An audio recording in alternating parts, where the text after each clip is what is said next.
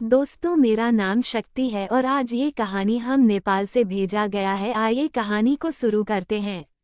ये कहानी कंचनपुर नाम के गांव की है। उस गांव के पास से ही एक नदी होकर गुजरती है और उस नदी के उस पार बिजली के 4 खंबे हैं। उस गांव में रहने वालों के सामने अगर कोई उन 4 खंबों का नाम भी लेता है तो उनके चेहरों पर एक डर की रेखा सी बन जाती है, क्योंकि उस गांव में रहने वालों का ये कहना है कि उन खंबों के पास एक डायन रहती है। इसलिए उन खंबों के पास कोई भी रात में तो क्या दिन में भी नहीं जाता। अगर कोई गलती से भी वहां चला जाता है तो वो कभी वापस नहीं आता। वैसे भी वो जगह नदी के उस पार है और नदी के उस पार बस जंगल ही है, इसलिए कोई जल्दी से नदी के उस पार नहीं जाता। और अगर कोई जाता भी है तो बस वो अपने जानवरों को घास चराने के लिए या लकड़ी लाने के लिए ही जाते हैं। वैसे ही महेश भी रोज नदी के उस पार अपनी बकरियों को घास चराने लिए जाया करता था। वैसे तो उसके पास बस 2 ही बकरियां थी और उसने अपनी उन दोनों बकरियों के नाम भी रखे हुए थे। उसकी एक बकरी का नाम चंपा और दूसरी का नाम चमेली। महेश अगर कहीं से भी उन दोनों बकरियों को उनका नाम लेकर भी बुलाता तो वो बकरियां तुरंत भागती हुई उसके पास आ जाती थी। और ऐसे एक दिन महेश रोज की तरह अपनी बकरियों को घास चराने के लिए नदी के उस पार गया हुआ था। वो नदी के उस पार तो गया हुआ था, पर वो उन 4 खंबों के पास नहीं गया हुआ था। वो उन खंबों से दूर ऊपर की तरफ गया हुआ था, जहां बहुत सारे लोग अपने जानवरों को चराने के लिए जाया करते थे। और महेश ने वहां पहुंचते ही अपनी बकरियों को घास चरने के लिए छोड़ दिया और खुद जाकर एक पेड़ के नीचे बैठकर अपने फ़ोन में हिंदी स्टोरी माय वेबसाइट पर कहानियां पढ़ने और सुनने लगा। और 3-4 कहानियां सुनने के बाद महेश ने जैसे ही अपने आसपास देखा तो उसे उसकी बकरियां कहीं पर भी नजर नहीं आ रही थी। और अपनी उन्हीं बकरियों को ढूंढने के लिए महेश अपनी जगह से उठा और अपनी बकरियों को आवाज लगाते हुए जंगल के अंदर की तरफ जाने लगा, क्योंकि उसे लग रहा था कि शायद उसकी बकरियां घास खाते खाते जंगल के अंदर चली गई होंगी। इसलिए वो लगातार अपनी बकरियों को आवाज लगाता हुआ जंगल के अंदर की तरफ चले जा रहा था, पर उसको उसकी बकरियां कहीं पर भी नहीं दिख रही थी। और अब समय भी काफी होने लगा था और वो जंगल भी काफी बड़ा था। अगर महेश ऐसे ही चलते जाता तो उसे इस जंगल को पार करने में लगभग 2 दिन लग जाते। इसलिए वो वापस नदी की तरफ आने लगा, पर वो बाहर जाने का रास्ता भूल गया था। पर वो वहां रुका नहीं और सीधा सीधा चलते जा रहा था। तभी उसके कानों में नदी के पानी की आवाज आने लगी।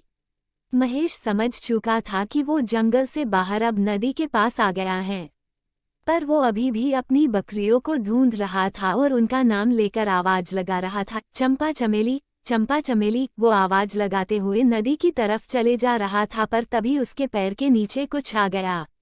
उसने जैसे ही अपने पैरों की तरफ देखा तो उसके शरीर में चला खून बर्फ सा ठंडा हो गया और उसके अंदर एक डर की लहर सी चलने लगी, क्योंकि उसके पैर के नीचे एक बोर्ड था और उस बोर्ड में लिखा, सावधान, आगे खतरा है, आगे 4 खंबे हैं। महेश ये पढ़कर जैसे ही भागने वाला था तभी उसे उसकी बकरियों की आवाज आने लगी। आवाज सुनकर पहले तो महेश ने वहीं से खड़े खड़े अपनी बकरियों को आवाज लगाई, पर काफी देर तक जब उसकी बकरियां वापस नहीं आई तो महेश डरते डरते उस ओर जाने लगा जहां से उसकी बकरियों का आवाज आ रही थी और जहां पर वो 4 खंबे थे।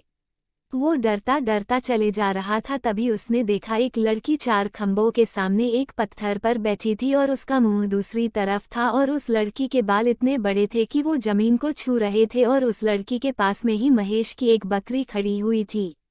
अपनी बकरी को देखते ही महेश ने अपनी बकरी को आवाज मारी, चंपा चंपा इधर आओ। उसकी आवाज उसकी बकरी ने तो नहीं सुनी, पर वो लड़की जो वहां पर बैठी थी उसने महेश की आवाज सुनकर जैसे ही पीछे देखा तो उसको देखकर महेश उस लड़की को बस देखता ही रह गया, क्योंकि वो लड़की देखने बहुत सुंदर और आकर्षक थी। महेश उस लड़की को खड़े खड़े बस देखे ही जा रहा था। तभी उस लड़की ने थोड़ा सा मुस्कुराते हुए, क्या यह आपकी बकरी है क्या? उस लड़की की आवाज सुनते ही महेश का भी ध्यान टूटा और उसने अपने सर पर एक हाथ फेरते हुए बोला, जी हाँ, पर इसके साथ मेरी एक बकरी और थी, क्या आपने उसे कहीं पर देखा? महेश की बात का जवाब देते हुए उस लड़की ने अपने हाथ से इशारा करते हुए, क्या वो एक बकरी उस तरफ है? उस लड़की के इतना बोलने के बाद महेश ने जैसे उस तरफ जाकर तो उसकी आंखें फटी की फटी रह गई, क्योंकि महेश ने देखा उसकी दोनों बकरियों के सर कटे वहीं पर पड़े हुए थे। महेश ये देखकर बहुत डर चुका था क्योंकि अभी थोड़ी देर पहले उसकी एक बकरी तो उस लड़की के साथ बिल्कुल सही थी, पर अब यहाँ पर तो उसकी दोनों बकरियां मरी पड़ी हुई थी। महेश अब शायद समझ चुका था कि वो लड़की कौन है, इसलिए वो बिना समय गवाए वहां से भागने लगा था, पर तभी वो भागते भागते अचानक वहीं पर रुक गया क्योंकि उसने देखा वो लड़की उसके आगे से ही चले आ रही थी। उसको आगे से आते देख महेश तुरंत पीछे भागने को जैसे जी मुड़ा तो एक झटका उसे फिर लग गया क्योंकि उसने देखा वही लड़की अब उसके पीछे से भी आ रही थी। उसने डरते हुए फिर से आगे की तरफ देखा तो वो लड़की अब आगे भी थी और पीछे भी थी और उसके दोनों तरफ भी थी, यानी उस लड़की या उस डायन ने अब महेश को चारों तरफ से घेर लिया था। उसके बाद वो लड़की चारों तरफ से उसके ओर आने लगी और उसके पास आते ही उस लड़की का चेहरा बिल्कुल बदल गया और एकदम भयानक सा हो गया। और महेश के पास आते ही उस डायन ने एकदम अपना एक हाथ महेश की छाती में डाल दिया और उसका दिल एकदम से बाहर निकाल लिया। कहते हैं वो 4 खंभों वाली डायन अगर किसी को मारती हैं तो उसे वो पहले चारों तरफ से घेर लेती हैं, फिर उसके बाद उसका दिल निकाल लेती हैं।